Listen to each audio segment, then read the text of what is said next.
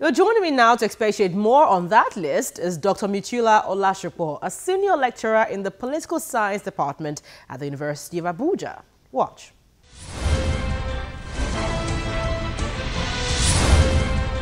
Dr. Mutuila Olashopo, you're welcome to the program. Thank you, it's my pleasure. Well, after a long wait and expectations, finally the ministerial list is out. Let me ask you, what is your assessment of it? We've been listening to a series of criticisms, reactions, which I called mixed metaphor. And as an expert, I think we always like to look at every social phenomenon from a microscopic perspective so that we'll be able to derive certain elements from it. In the first instance, my own assessment of this ministerial list can actually be discussed within the context of three thematic propositions. The very first one has to do with the antagonistic oppositions from the opposition party, then party internal rancor from the chieftains of APC, which is the ruling party. Then the third one is what I call the bulwark of patriotisms or purposeful patriotisms from many Nigerians who are actually yearning for change. As a matter of fact, by the time we look at all these mixed metaphors on this ministerial list, one will arrive at a point that it is a revolutionary in nature. It is a paradigm shift from what we have been known, from what we have been seeing before now. You know, it has been the pragmatic practice of Nigerian politicians to impose the ministers on the president. The party chieftains will impose their candidates. Likewise, the governors of respective states will also impose. They will be the one to select the candidate. So at the end of the day, you find these ministers very uncontrollable, very unbridled to the president because of the fact that they are not loyal to the president, but rather they will be loyal to the person that nominated them. So before you know it, if there's any issue, particularly issue of national interest, that go contrary to that of the governor or their so-called godfathers, then there will be problems in the polity. So we've witnessed several grudges, several political conflicts of that. You could recall the recent one is between the Wike and Amechi, which is still fresh in the memory of many Nigerians. So you say this is entirely the president's handwork? Yes, this is exactly. That is exactly what we are looking for. That's what I call it, a revolutionary ministerial list. It is a paradigm shift. This is what we need. We need a situation whereby the president will individually select all his cabinet, anybody that he deemed fit to work with him, to collaborate with him, to transform the country from a pariah nation to a sustainable society. So you cannot work with somebody that doesn't share your opinions, your minds, your way of doing things. So that was why it took his time to select those people that he has confidence in them, those that he trusted, those who he believed fervently that he can collaborate with him to drive this country to a transformed and a sustainable society. So that's exactly what we need. And don't forget, this particular government, many Nigerians are expected a lot from this government because of the fact that Nigerians joined hands together to ensure that this man is voted into power. And it will be very counterproductive if he doesn't deliver. So Buhari realized all this. He realized the yearning and aspirations of Nigerians. That's why he's trying to do things in such a way that will make Nigerians happy. Although there have been several reactions. Expectations have been very high over that list. And of course, following the announcement, there's been also disenchantments from several quarters. Yes. Are you disappointed with the list? Of course I'm not.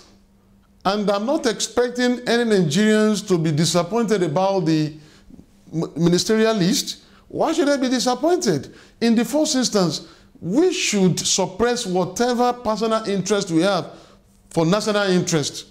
I believe that many party chieftains, they have been so disgruntled about this ministerial list because it doesn't reflect their nominees, those whom they nominated to the Mr. President to appoint as his minister.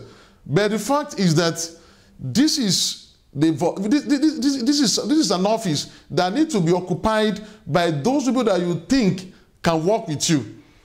If Mr. President deem it fit to appoint Mr. A as his minister, but you as a party chieftain, you as a party leader, you want Mr. B, I think we should give him that benefit of doubt that he must have seen certain thing in Mr. A before he is appointed as the minister. And again, I also want to advise the Mr. President, when there is a criticism, it is very, very important for you to look inward and trying to discover what are those things that are wrong in the systems. Particularly as regard to this ministerial list, people have been reacting in different manners. And one of the cogent points that I derived from the reaction of the people that I also observed in these nominees is that majority of the nominees, they are elderly people, they are old peoples, which Nigerian called old cargoes, in the sense that we don't have the youth. The youth are not many, they are not prominent in this list. In fact, when I glanced through the nominees, I discovered that none of them is below 50. Majority of the people that he nominated, they are over 50s. You have a problem with that? My issue with that is that we need to give the youth the opportunity to contribute their own quota towards the development of this country. Because each time we are talking about the youth, we do refer to them as the leader of tomorrow. When are they going to be the leaders of tomorrow? Someone is already 30, 40 years of age. He has not been given the opportunity to contribute at the apex level of the administrative system of the society. So I don't think it is good enough for us to always allow the dominance of our administrative setting by the old people, by the elderly people. Although I'm expecting it to be mixed. As we have an old people like that, let it be mixed with the youth, so that we have to strike the balance. Because I believe that youth are still Nigerian youth are very productive. They are very, very productive and very agile. So for that, they have a lot to contribute towards the development of this country. So I cannot take Mr. President up on that, because this is just a partial list of the ministerial nominees. And another list are still expected. So I'm expecting him to ensure that the next list that will be sent to the Senate comprise many youth, so that we'll be able to give the youth the opportunity to serve their dear nation. Do you think the set of people you're seeing can deliver on the president's change agenda? Of course, these are the experienced people who knew about the nitty-gritty of administrative apparatus of Nigeria. These are the people who have been at the ends of affair before. They knew the mistake they committed in the past. So it is also important for them to know how to correct such mistakes. So the fact that they have been in the position of power in the past, it's not a yardstick for us to disqualify them, as some people are saying, that these are the former governors, these are the former ministers. In fact, in developed countries, we need the cognate experience of this kind of politicians, due to the fact that they knew where they have taken the wrong decisions, and they have been given another opportunity to come and correct all those wrongs. So I think we should allow them, we should give them the opportunity to serve, and we should cooperate with them, because they need our immense cooperations. So, and I believe in them that these are the people who can actually deliver. And that was what the Mr. President saw in them before he nominated them as a minister. Hold on with your thoughts. We're still on the ministerial list, and when we come back, we'll talk more about the after effects and reactions on this. Stay with us.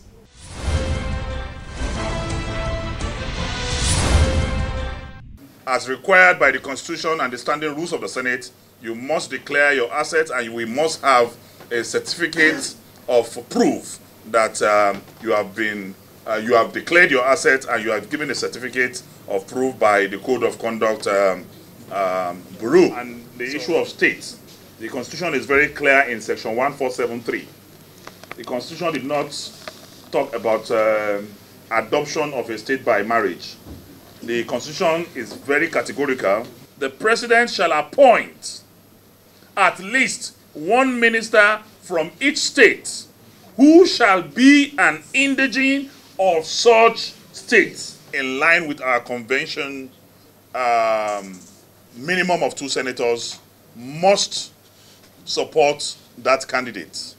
And but I have not said that that is the only condition for clearance.